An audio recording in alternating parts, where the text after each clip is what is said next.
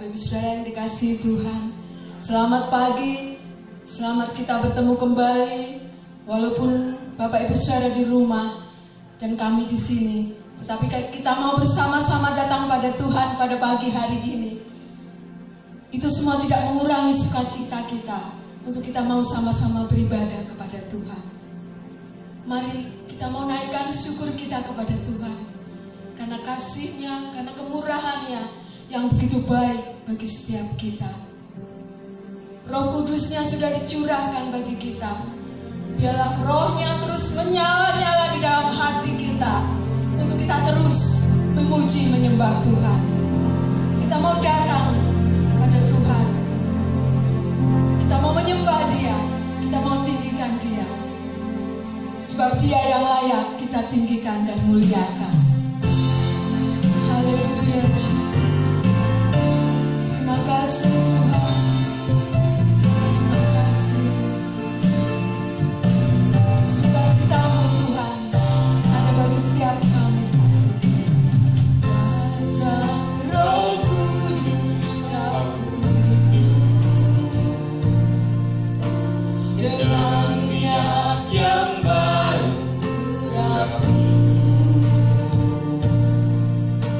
mengalir penuhiku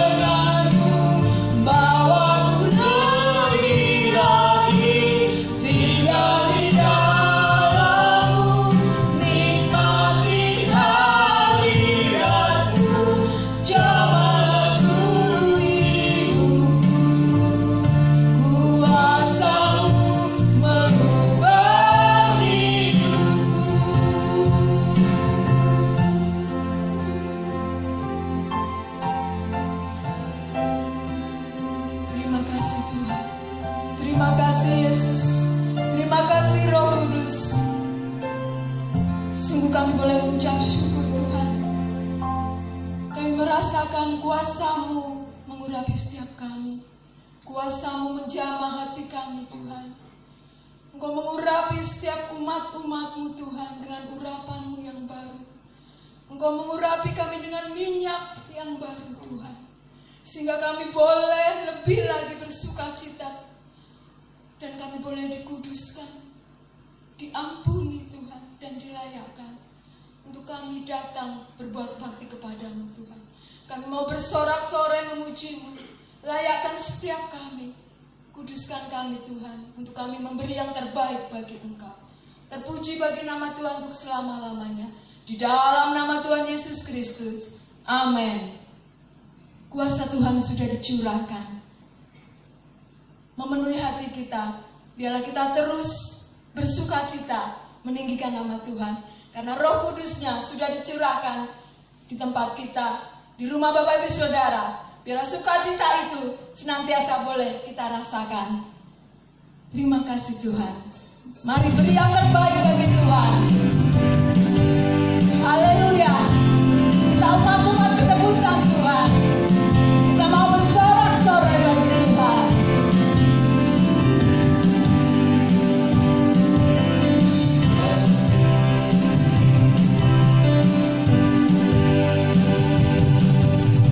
Roh Kudus tercurah di tempat ini. Urapannya yang ajaib.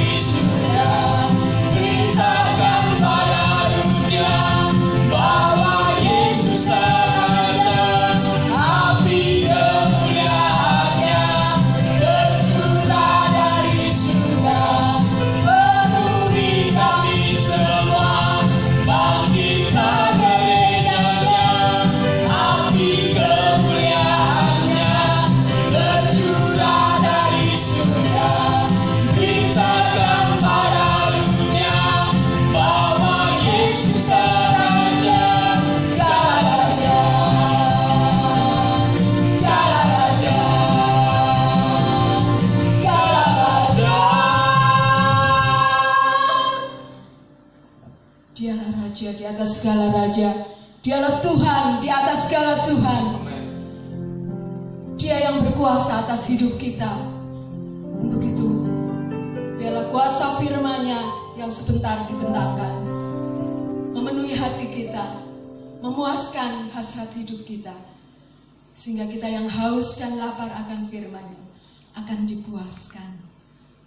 Mari kita akan selalu merindukan air kehidupan yang dari firman Tuhan.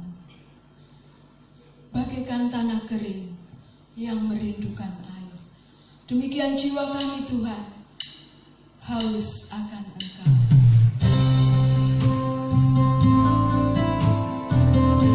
Terima kasih Tuhan.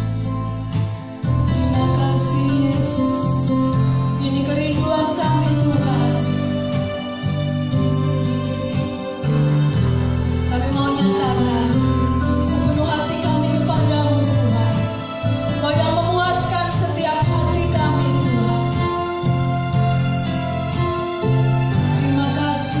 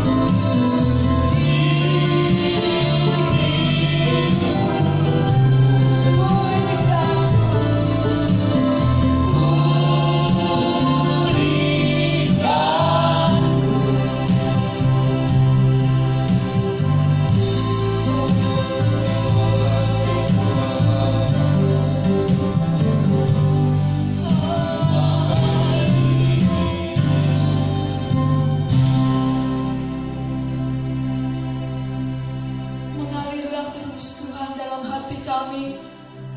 Mengalirlah Tuhan dalam hidup kami Tuhan.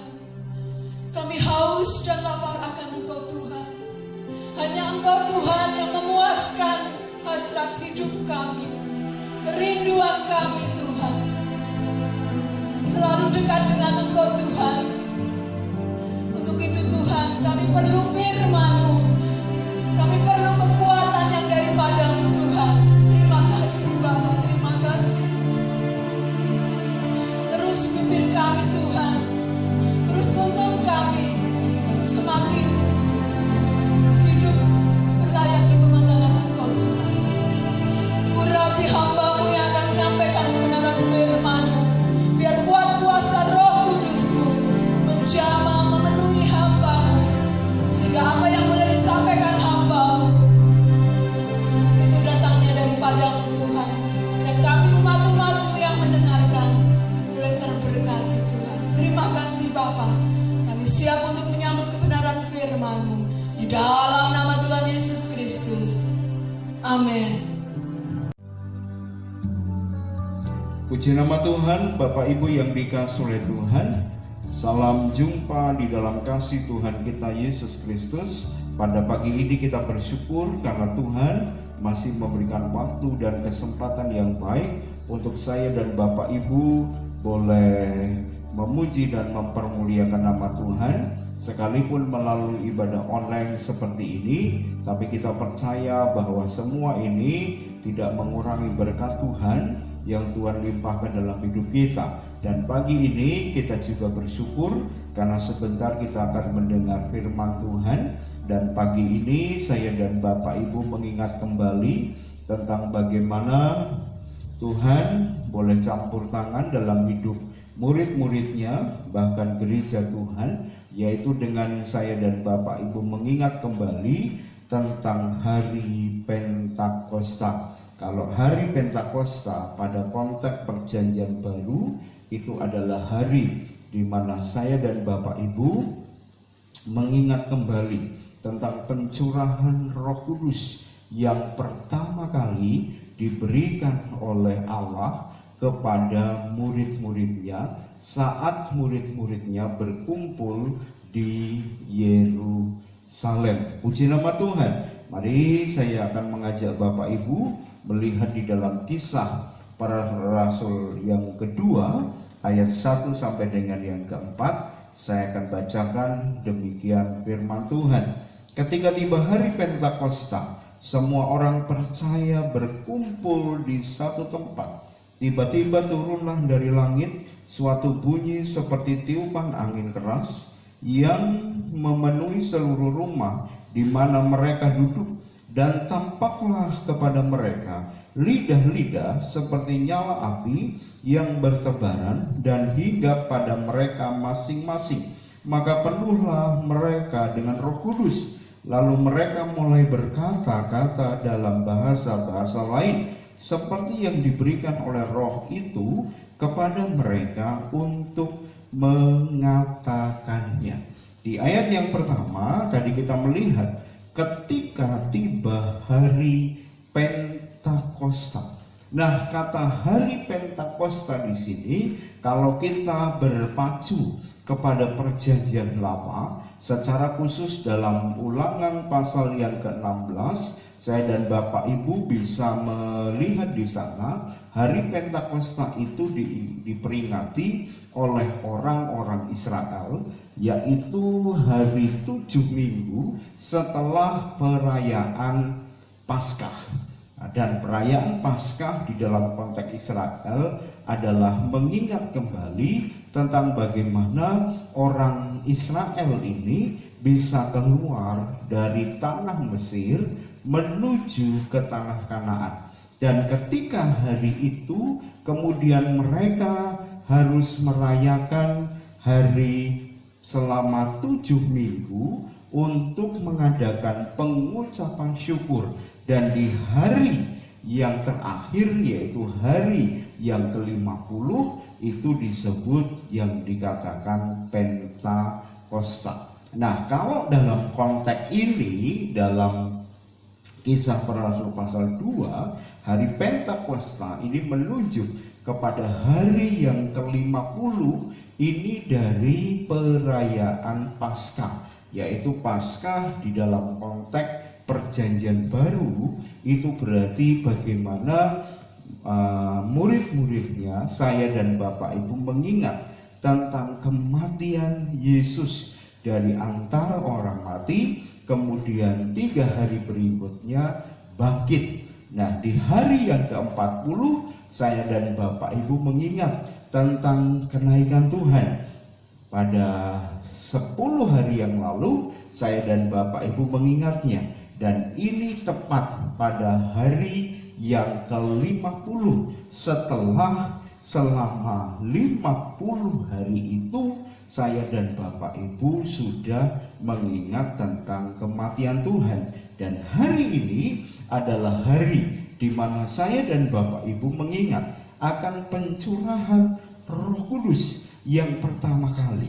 Dan kalau kita melihat konteks di sini, hari pertama kali Roh Kudus dicurahkan itu adalah hari di mana waktu itu ketika murid-muridnya sedang berdoa menantikan janji Tuhan di atas tembok Yerusalem, maka terjadi satu peristiwa yang luar biasa. Ayat 2 dan selanjutnya dikatakan, tiba-tiba turunlah dari langit suatu bunyi seperti tiupan angin keras yang memenuhi seluruh rumah di mana mereka duduk, dan tampaklah kepada mereka lidah-lidah seperti nyala api yang bertebaran dan hinggap pada mereka masing-masing.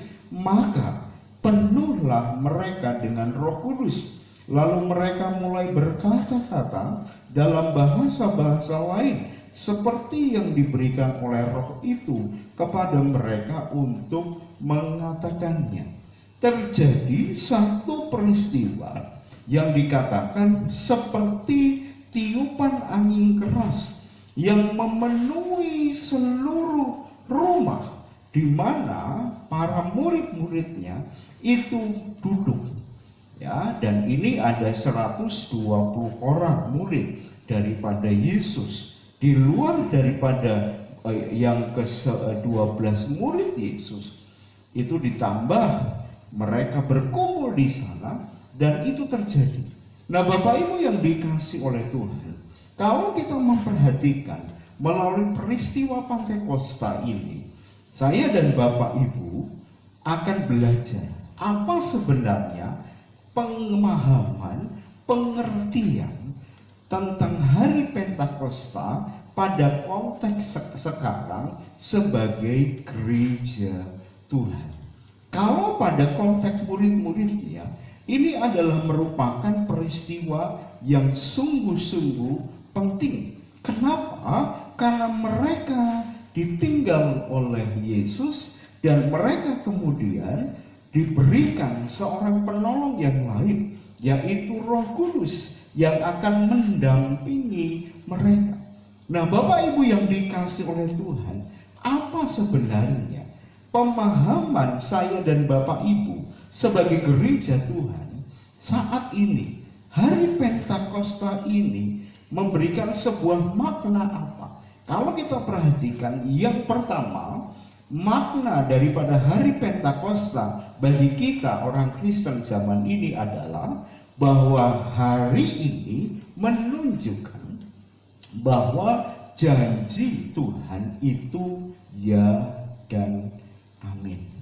Kenapa saya katakan janji itu ya dan amin? Kalau kita perhatikan ayat yang Kisah Para Rasul pasal yang pertama, ayat yang keempat sampai dengan ayat 5. Pada suatu hari ketika ia makan bersama-sama dengan mereka, ia melarang mereka meninggalkan Yerusalem dan menyuruh mereka tinggal di situ menantikan janji Bapa. Yang demikian katanya, telah kamu dengar daripadaku, sebab Yohanes membaptis dengan air, tetapi tidak lama lagi kamu akan dibaptis dengan Roh Kudus. Jadi Bapak Ibu yang dikasihi oleh Tuhan, melalui peristiwa Pentakosta ini menunjukkan bahwa janji Bapa ya itu betul-betul digenapi, bahwa dia tidak asal janji, tidak boleh dikatakan seperti janji tinggal janji, tetapi tidak ada kenyataannya. Tetapi kalau kita memperhatikan melalui peristiwa Pentakosta, ini menunjukkan bahwa janji Tuhan itu ya dan amin, di mana itu digenapkan dalam kehidupan murid-muridnya waktu itu, dan itu pun terjadi bagi gereja Tuhan. Jadi Bapak Ibu yang dikasihi oleh Tuhan, tadi ada sebutan di ayat yang keempat, dan menyuruh mereka tinggal di situ menantikan janji Bapa. Janji Bapa.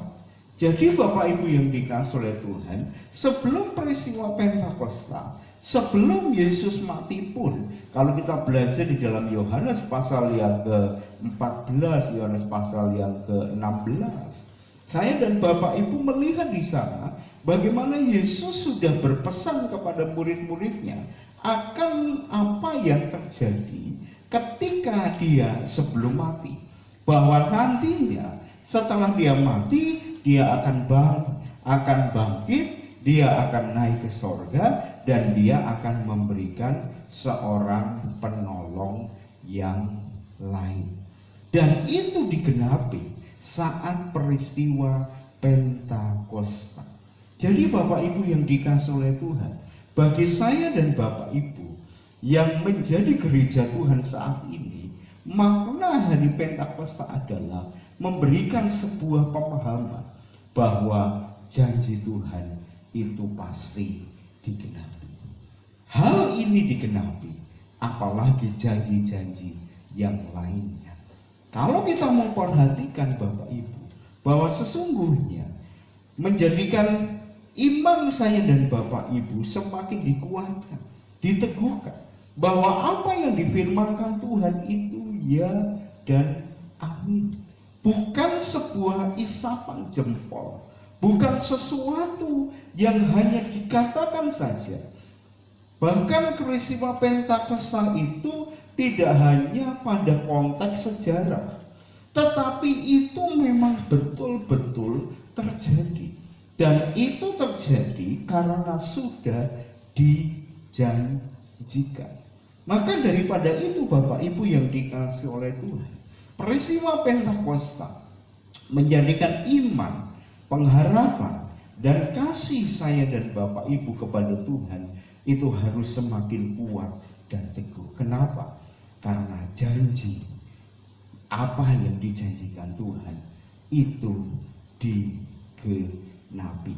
Kalau kita memperhatikan pada konteks Yohanes, Bapak Ibu yang dikasihi oleh Tuhan, tentang janji ini, Yohanes pasal 14 ayat yang ke-15 sampai dengan ayat yang ke-20.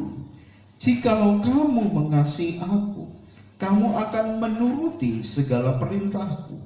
Aku akan minta kepada Bapa, dan ia akan memberikan kepadamu seorang penolong yang lain, supaya ia menyertai kamu selama-lamanya, yaitu Roh kebenaran. Dunia tidak dapat menerima dia, sebab dunia tidak melihat dia dan tidak mengenal dia. Tetapi kamu mengenal dia, sebab ia menyertai kamu dan akan diam di dalam kamu. Aku akan meninggalkan kamu. Aku tidak akan meninggalkan kamu sebagai yatim piatu. Aku datang kembali kepadamu. Tinggal sesaat lagi, dan dunia tidak akan melihat aku lagi. Tetapi kamu melihat aku, sebab aku hidup, dan kamu pun akan hidup. Pada waktu itulah kamu akan tahu bahwa aku di dalam Bapa-Ku, dan kamu di dalam aku, dan aku di dalam kamu. Perhatikan Bapak Ibu, ini adalah janji yang dinyatakan Tuhan Yesus ketika Tuhan Yesus sebelum dia mati, sebelum dia berpisah dengan murid-muridnya, bahwa sesaat lagi dia akan meninggalkan murid-muridnya. Tetapi tadi dikatakan, aku tidak meninggalkan kamu sebagai yatim piatu. Aku datang kembali kepadamu. Tidak ditinggalkan sebagai yatim piatu. Tidak ditinggalkan sendirian. Tetapi akan diberikan seorang penolong yang lain. Dan itu siapa? Yaitu pribadi Roh Kudus. Jadi janji ini digenapi Bapak Ibu melalui apa yang terjadi di atas tembok Yerusalem. Melalui peristiwa Pentakosta, janji itu digenapi, itu betul-betul dinyatakan. Jadi Bapak Ibu, yang pertama, melalui peristiwa Pentakosta, menjadikan iman kita dikuatkan sebagai pengikut Tuhan. Karena apa? Karena segala apa yang dijanjikan Tuhan itu pasti digenapi. Dia menggenapi setiap janjinya. Maka daripada itu, saya dan Bapak Ibu kuat. Kemudian kalau kita perhatikan pada konteks ini juga, yang kedua, apa makna daripada peristiwa Pentakosta kepada gereja Tuhan, kepada saya dan Bapak Ibu, orang yang percaya pada hidup masa ini.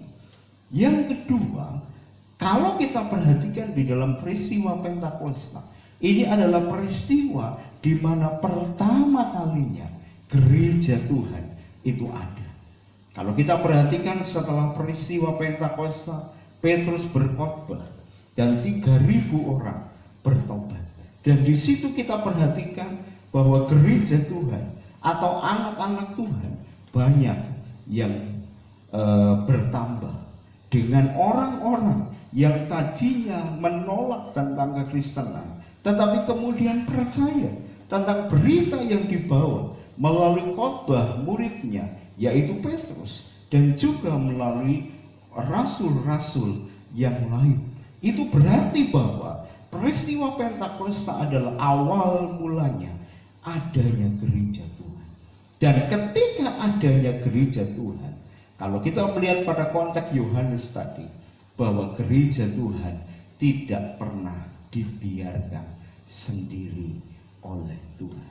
Makna yang kedua Bapak Ibu, bahwa peristiwa Pentakosta itu menunjukkan tanggung jawab Bapa kepada gerejanya, bahwa gerejanya tidak pernah ditinggalkan sendirian. Kalau kita melihat di ayat 16 pada Yohanes 14, aku akan minta kepada Bapa dan Ia akan memberikan kepadamu seorang penolong yang lain, supaya Ia menyertai kamu selama-lamanya. Aku akan minta kepada Bapa. Yesus minta kepada Bapa supaya Bapa ini memberikan kepadamu. Katakan konteks kepadamu, itu konteks murid-muridnya waktu itu. Dan kalau itu kita terapkan kepada kita, gereja Tuhan, itu juga merupakan konteks saya dan Bapak Ibu, bahwa Roh Kudus diberikan sebagai seorang penolong yang lain. Seorang penolong yang lain. Kata penolong yang lain itu memakai kata parakletos. Parakletos itu adalah pribadi yang mendampingi, pribadi yang menyertai, pribadi yang senantiasa hadir di dalam hidup orang-orang yang percaya. Dan Bapak Ibu yang dikasihi oleh Tuhan, parakletos ini atau penolong yang lain ini akan diberikan dan menyertai kamu. Katakan, menyertai kamu itu menunjuk kepada murid-muridnya, dan itu pun berlaku sampai kepada kita gereja Tuhan, bahwa Parakletos, Roh Kudus itu menyertai kita selama-lamanya.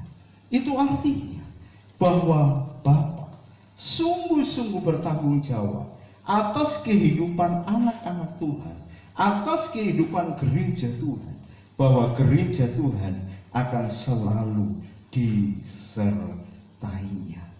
Ini berlaku dengan sebuah kata, Ia menyertai kamu selama-lamanya. Jadi Bapak Ibu, gereja Tuhan, anak Tuhan itu tidak pernah ditinggalkan oleh Tuhan. Amin.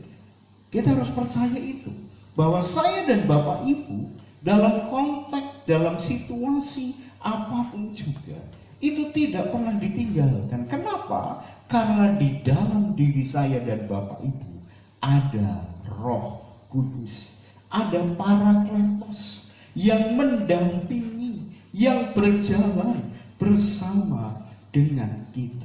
Kalau saya dan Bapak Ibu sebagai gereja Tuhan yang selalu didampingi oleh Tuhan, maka percayalah, yakinilah bahwa ketakutan, kekhawatiran itu tidak akan mengalahkan bagaimana Tuhan mendampingi kita. Karena apa? Karena pendamping ataupun seorang penolong yang lain. Ya, kalau dalam konteks bahasa aslinya, itu adalah penolong dalam kapasitas yang sama seperti pribadi Yesus Kristus. Kata asli yang dipakai adalah elos. Elos itu adalah sama persis, bukan hetero. Kalau hetero, Bapak Ibu, hetero itu adalah berbeda. Nah, penolong yang lain ini sama, jadi kualitasnya itu sama. Hanya memang keberadaannya yang berbeda, tetapi mutu kualitas pendampingannya sama. Jadi Bapak Ibu yang dikasihi oleh Tuhan, jangan takut, jangan khawatir. Saya dan Bapak Ibu sebagai gereja Tuhan, sebagai anak-anak Tuhan, percayalah Dia bertanggung jawab atas hidup kita. Dia memberikan Roh Kudus itu ada di dalam hidup kita untuk mendampingi saya dan Bapak Ibu. Jadi Bapak Ibu, kalau kita memperhatikan bahwa peristiwa Pentakosta itu menunjuk peristiwa di mana bagaimana Tuhan itu bertanggung jawab penuh atas hidup gereja Tuhan atau atas hidup orang-orang yang percaya. Karena peristiwa itu pertama memang terjadi di Yerusalem, tetapi peristiwa itu terus-menerus terjadi sampai gereja Tuhan sudah tidak ada lagi di dunia ini. Pertama kali terjadi di Yerusalem, tetapi kemudian berkesinambungan setiap orang yang percaya Yesus. Di situ berarti Roh Kudus ada di dalam orang itu. Di mana ada orang Kristen, di mana ada orang yang percaya Yesus, maka di situ pasti ada Roh Kudus yang senantiasa mendampingi, menolong, menuntun di dalam hidup kita. Jadi Bapak Ibu, percayalah, yakinilah bahwa saya dan Bapak Ibu pasti disertai oleh Tuhan. Jadi melalui siaran online pada pagi hari ini, kita sementara ini hanya melihat dua perkara dari peristiwa Pentakosta. Yang pertama, bahwa peristiwa Pentakosta menunjuk bahwa janji tentang Roh Kudus itu digenapi, bahwa setiap janji yang dijanjikan Allah Bapa melalui setiap kebenaran firman Tuhan itu pasti digenapi di dalam setiap kehidupan kita. Dan yang kedua Bapak Ibu, bahwa peristiwa Pentakosta menjadikan saya dan Bapak Ibu menjadi orang Kristen, menjadi gereja yang senantiasa diberi sebuah bentuk tanggung jawab yang diberikan Tuhan atas hidup kita, bahwa Dia menyertai kita selama-lamanya. Maka daripada itu, mari Bapak Ibu, biarlah saya dan Bapak Ibu belajar untuk apa? Untuk supaya saya dan Bapak Ibu hidup menyertakan sebuah pimpinan Tuhan dalam hidup kita melalui Roh Kudus. Kita bersyukur karena di dalam diri kita ada Roh Kudus yang menolong di dalam hidup kita. Puji nama Tuhan. Mari kita akan sama-sama datang kepada Tuhan. Saya dan Bapak Ibu berdoa kepada Tuhan. Kita menyanyi pujian kita, Roh Kudus yang manis.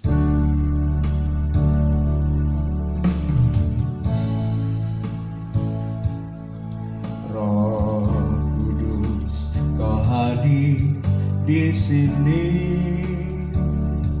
Roh Kudus, ku mengasihimu. Kau lembut, Kau manis, Kaulah pengisahku, penolongku, diutus Bapakku. Roh Kudus, Kau hadir di sini. Roh Kudus, ku mengasihimu. Kau lembut, Kau manis, Kaulah penghiburku, penolongku, diutus Bapakku. Ku buka hati untuk Roh-Mu Tuhan. Ku buka hati menyembah-Mu Yesus. Jamahlah kami, penuhi kami dengan kuasa Allah Maha Tinggi. Ku buka hati untuk Roh-Mu Tuhan. Ku buka hati menyembah-Mu Yesus. Jamahlah kami, penuhi kami dengan kuasa Allah Maha Tinggi. Jamahlah kami, penuhi kami dengan kuasa Allah Maha Tinggi. Haleluya, haleluya. Oh, terima kasih ya Roh Kudus, terpujilah Tuhan. Haleluya, haleluya. Terima kasih.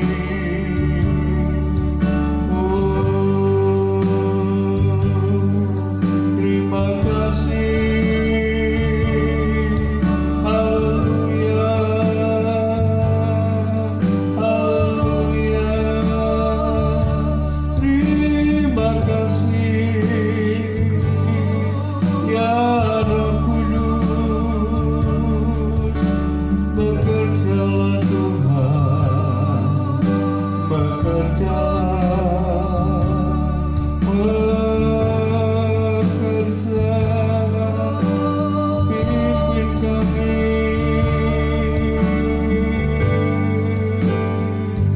pimpin kami Tuhan.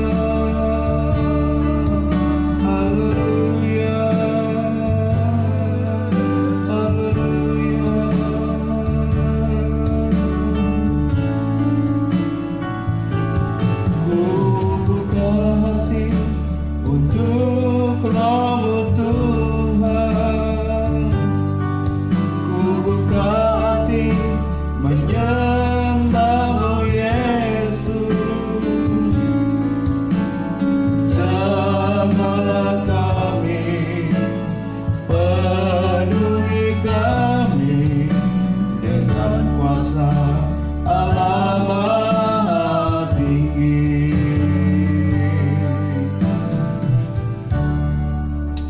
kasih Tuhan, terima kasih Roh Kudus. Kami bersyukur pagi hari ini kami boleh belajar kembali tentang makna hari Pentakosta bagi kami gereja Tuhan. Kami bersyukur karena dengan peristiwa Pentakosta, janji-Mu ya dan amin. Apa yang Engkau janjikan itu digenapi dalam gereja Tuhan. Dan yang kedua Bapa, kami bersyukur karena Engkau Allah yang bertanggung jawab bagi kami gereja Tuhan. Kami bersyukur karena Engkau menyertai kami, dan penyertaan-Mu tidak hanya saat peristiwa Pentakosta terjadi kepada murid-muridnya, tetapi itu terjadi sampai selama-lamanya. Kami tidak dibiarkan menjadi yatim piatu, tetapi kami didampingi, disertai oleh Tuhan untuk kami menghadapi berbagai macam peristiwa kehidupan yang terjadi dalam hidup kami. Kami percaya Engkau pasti menguatkan, Engkau pasti meneguhkan, Engkau pasti akan menolong setiap hidup kami. Terima kasih Bapa untuk peristiwa Pentakosta. Kami percaya setiap jemaat sudah mengalami baptisan Roh-Mu. Kami boleh mengalami pencurahan Roh Kudus. Roh Kudus sudah ada dalam hidup kami, dan biarlah Roh Kudus bekerja secara ajaib dalam hidup kami, menuntun kami, membimbing kami untuk kami hidup benar sesuai dengan kehendak Tuhan. Terima kasih Bapa, terima kasih untuk firman-Mu. Dalam nama Tuhan Yesus Kristus kami sudah berdoa dan bersyukur. Haleluya, amin.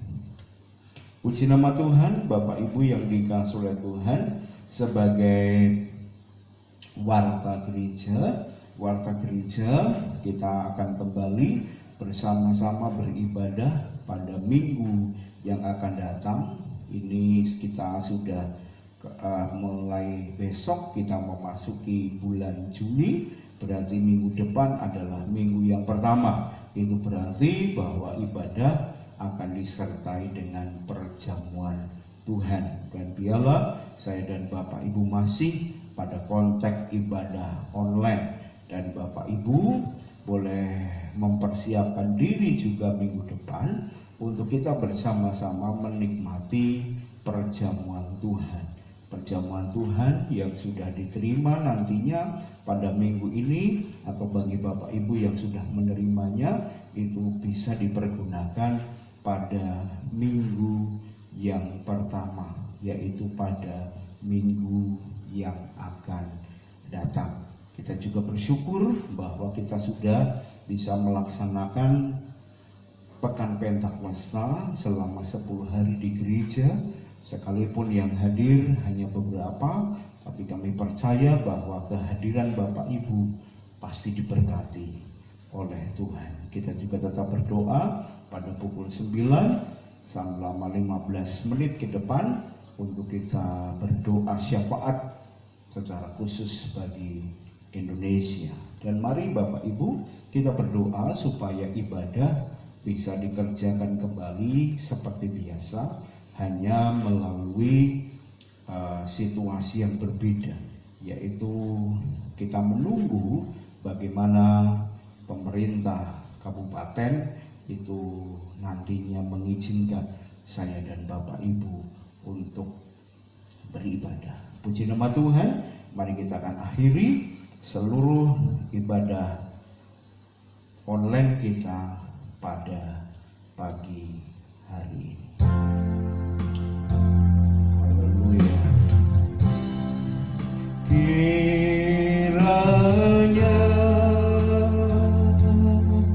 Engkau memberkati aku berlimpah-limpah dan memperluas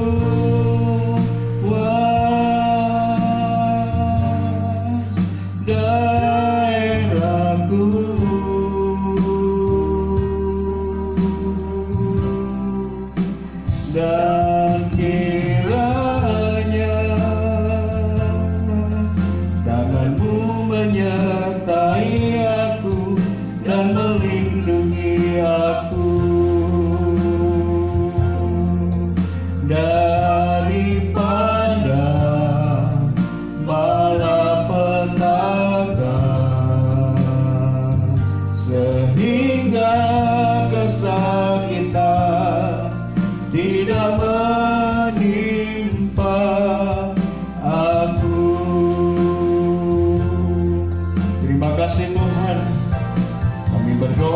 seluruh masyarakat Indonesia. Kiranya Indonesia diberkati oleh Tuhan. Indonesia mengalami kesehatan. Pemerintah diberikan kemampuan untuk mengatur dengan baik situasi yang ada melalui COVID-19 dengan sebuah rencana sebagai tata cara yang baru. Biarlah apa yang dipersiapkan semuanya dapat berjalan seturut dengan kehendak Allah. Masyarakat bersatu padu untuk kami melawan COVID-19, sehingga melalui itu semua kami diajar untuk kami tetap memperhatikan satu dengan yang lainnya, bahwa kami membutuhkan setiap orang yang ada di sekitar kami. Kami berdoa untuk Kabupaten Kebumen, berdoa untuk lingkungan kami. Kami bersyukur karena kami tinggal pada wilayah daerah hijau, bebas dari corona. Dan biarlah ini terjadi terus dalam hidup kami, untuk kami tetap senantiasa dijagai di dalam proteksi perlindungan yang datang dari Tuhan. Pakai kami sebagai gereja Tuhan, untuk kami menjadi gereja Tuhan yang tetap mewartakan tentang Injil Kerajaan Allah. Kami juga belajar untuk kami berempati satu dengan yang lainnya. Pakai kami sebagai berkat bagi orang-orang yang lainnya. Kami berdoa untuk seluruh jemaat Tuhan, kiranya jemaat Tuhan boleh mengalami berkat Tuhan. Mereka sehat, mereka kuat oleh karena perlindungan yang diberikan Tuhan. Apa yang dikerjakan, biarlah semuanya benar-benar dikerjakan dengan takut akan Tuhan, sehingga berkat Tuhan dilimpahkan atas hidup mereka. Keluarga-keluarga mereka juga diberkati oleh Tuhan.